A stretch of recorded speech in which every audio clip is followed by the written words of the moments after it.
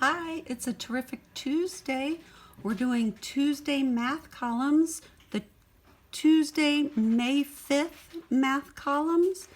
Make sure you put your first and last name on the form.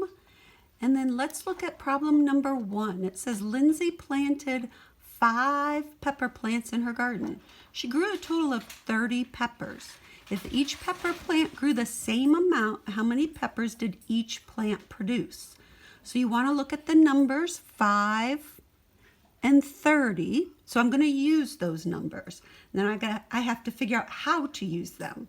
So I'm going to get a picture in my mind. It says she planted 5 pepper plants. So I'll have a picture of 5 pepper plants in her garden. She grew a total of 30 peppers. All right. It says if each pepper plant grew the same amount, how many peppers did each plant produce?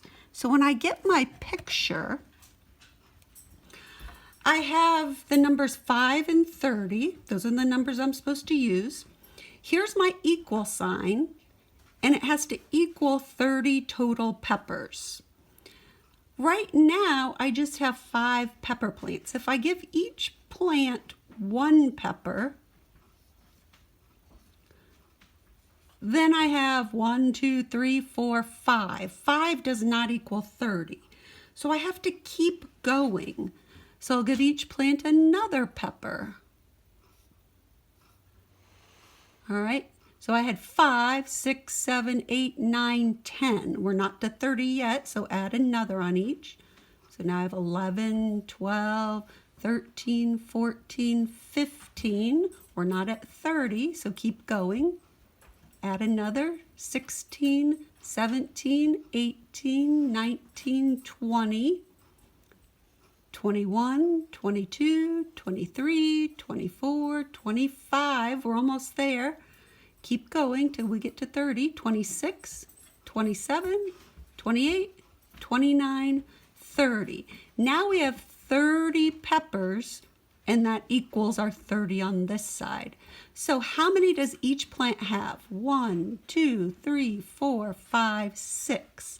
If I have 6 plus 6 plus 6 plus 6 plus 6, 6 plus 6 is 12, plus 6 is 18, plus 6 is 24, plus 6 is 30. So 30 would be on each plant. I could also divide. I could take my number 30 and divide by 5.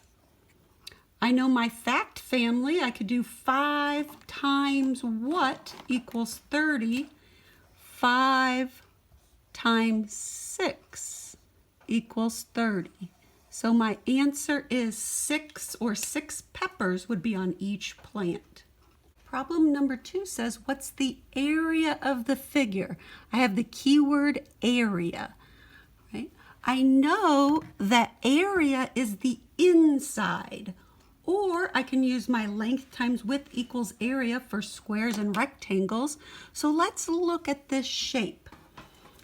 I see it's a little bit of an odd shape, so I could go and I can break this up right here, all right? So what I have, let's look at this figure right here. All right, remember I'm looking at the inside, and it goes 1, 2, 3, 4, 5, 6 across. So if I have 6, and then I have another 6 going across, so 6 plus 6 is 12.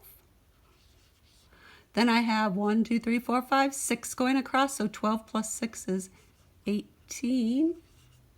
Then I have 1, 2, 3, 4, 5, 6 going across, which is 24. And then the last 6, 24 plus 6 is 30. So this rectangle is like the problem right before it. We have a 6 going across and a 5 going down. So 6 times 5 gives us 30 for this inside. Then let's look at the bottom. I can right now cut this one off and come back to it. So going this way on this rectangle, I have 1, 2, 3, 4. I have 4 going across. 4 plus 1, 2, 3, 4 is 8. Plus another 4 is 12. Or I have a 3 times 4, so this is 12. Then I have to add this one back in that I took off. So if I do 30 plus 12 plus this one right here, all right? So my first rectangle was, I'm going to use the green again. My first rectangle was 30 because it was 5 by 6. My second rectangle was a 3 by 4, 3 going down and 4 going across, which is 12. Now I add those together and I get 42, but don't forget that little one at the bottom. Plus 1 is 43 square units. So my answer for the area is 43 square units on that one. All right, the third problem says which shape is correctly partitioned into 3 equal pieces. So we have the keywords partitioned, we have equal, and I have the number 3. So I'm looking for 3. I see my first option, 1, 2, 3. My second option, 1, 2, 3. And my third option, 1, 2, 3. So all of them could be a possibility. My key words are partitioned, which means divided. So we're looking for divided into 3 pieces, but it has to be equal. So all pieces have to be the same. So the only one that fits that is option number 1, because this has 3 pieces divided and these pieces all look to be the same size and shape. This one's too small, and this one, the middle's too big, and then the 2 ends are too small. So option number 1 is the correct answer there. The last problem says, is the following number line plotted correctly? So I have to figure out, did they put this fraction in the correct spot, and is it the correct fraction? So let's take a look. The very first thing we need to do is make our jumps on the number line. If you can see, our whole number 0 and 1. So we're dealing in fractions between 0 and 1. So let's jump. Start at 0. There's 1 jump.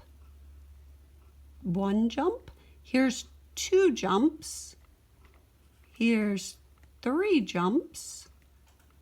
Here's 4 jumps. 5 jumps. 6 jumps, 7 jumps, they put a 7 there, and then this is, when I get to 1, I've made 8 jumps.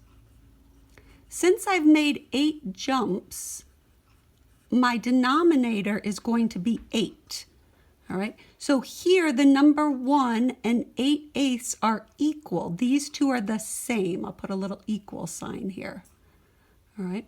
So since I have 8 jumps, all of these are going to have the number 8 at the bottom as the denominator, the down number. So if I look, my fractions from 0 to 1 on this number line are 1/8, 2/8, 3/8, 4/8, 5/8, 6/8, 7/8, yes, they did that correctly, so I'd choose yes. And then 1 itself is 8/8 here on this number line. So the answer is yes, they did plot the number correctly, or the fraction correctly.